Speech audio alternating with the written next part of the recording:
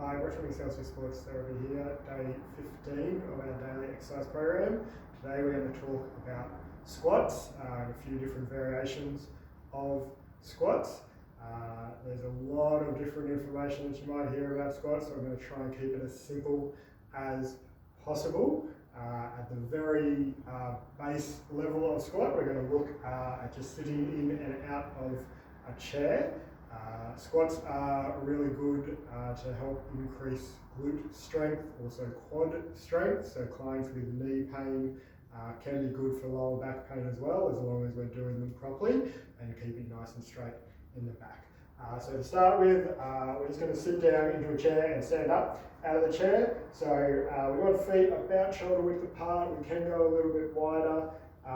If a little bit of toe out is comfortable, that is fine. The main thing with the squat is that the knees go over the toes at all times.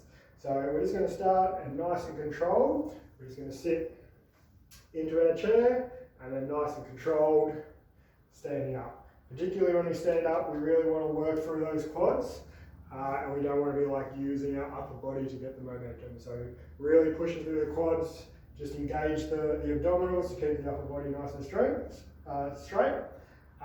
Once we're nice and comfortable just sitting down and standing up, what we're going to do is we're just going to go down, we're going to touch our bum to the chair, but we're not going to transfer the weight into the chair. So we're just going to control that until we touch and then stand back up.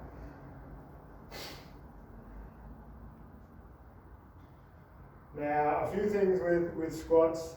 One problem that people might have is that they lean forward too much, so they stick their bum out too much. We want to keep the torso kind of upright.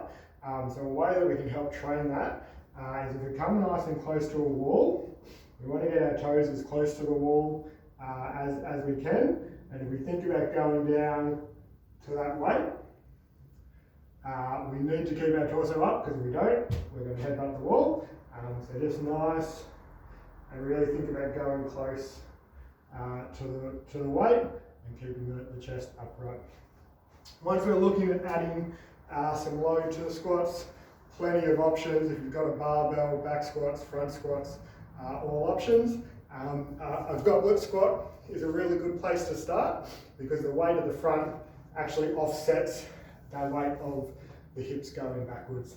So goblet squat, just coming down. Now ideally, we want to get to a 90-degree bend in the legs or past that, but we don't want to lose the stability in the lower back. So the last thing we want to see is as we come down, we lose that stability and we roll those hips forward. So we want the lower back nice and straight at all times. So if that means we've got to stop our squat a little bit shorter, then so be it.